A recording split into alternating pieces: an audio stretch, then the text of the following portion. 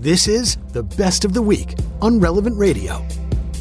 In anticipation of National Marriage Week, starting in just a couple days, and World Marriage Day, which is this Sunday, February 11th, we're focusing today on marriage. Guiding our conversation is our spiritual director, Father Dave Heney. Father Dave was ordained for the Archdiocese of Los Angeles back in 1978. He holds a master's degree in marriage, family, and child counseling from the University of Southern California, and he currently serves as the pastor of St. Bruno Catholic Church in Whittier, California. Welcome back, Father Dave. Good to be speaking with you. Always great to be with you, Patrick. Thank you.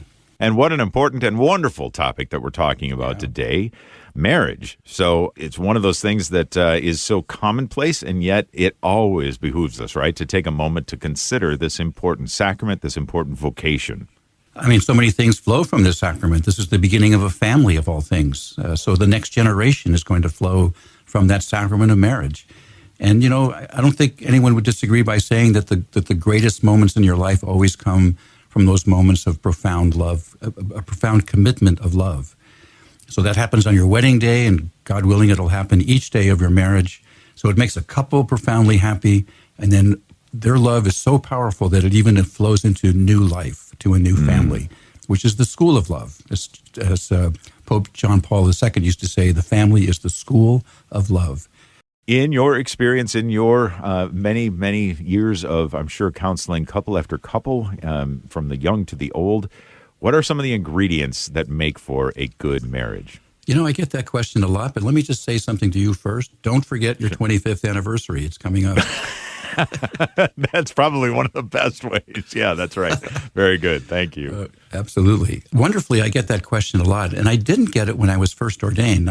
I was ordained in 1978. And in those days, couples, they barely tolerated church teaching and influence. We got it, Father. We know what we're doing. Just, perform the ceremony for us. Now, so many couples have seen their families divorce, or they've seen their friends go through troubled times. And they're much more humble, and they are much more open to what the church has to say. So I'm glad to say that marrying couples today is so much more rewarding and so much more beautiful. And then couples who are already married are coming to me and saying, how can we stop hurting each other, and how can we get back together to our original love? So I can summarize it in just two simple words. The simpler it is, the better it is, and you're more likely to remember it.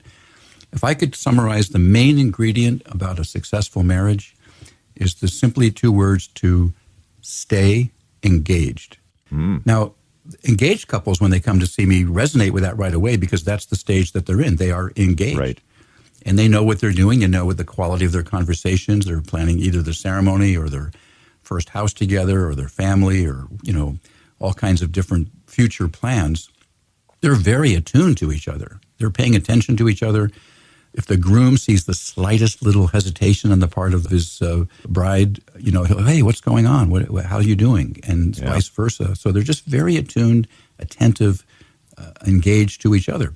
So I tell people who are getting married, I say, you've gone through several stages. You were acquaintances, then you became friends, then you fell in love, then you got engaged, then you're going to get married.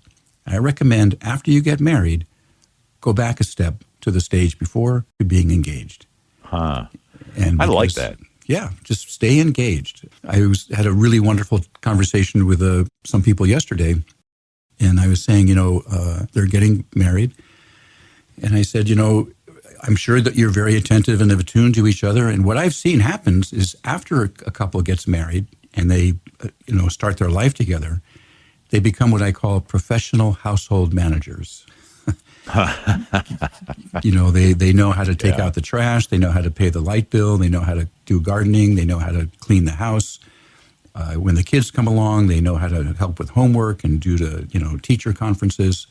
They become household managers, and they can feel good about themselves. Like, I'm a really good household manager. We're doing great. But they stop being engaged to each other. They stop talking to each other about deep, meaningful things. And so they become slowly strangers. And as long as everything is going well, everything goes well. But if something happens, if somebody becomes very sick, loses a job, there's a crisis, some disaster, and they really need to talk to each other about important things, they find that they've lost that ability. They don't know each other as well as they did before. So just stay engaged is a simple way of saying, that's how a relationship continues. This entire episode of The Inner Life is on the Relevant Radio app. The Relevant Radio app is completely free and updated daily with fresh articles, podcasts, and prayers. Don't delay. Download the app today. And thanks for listening.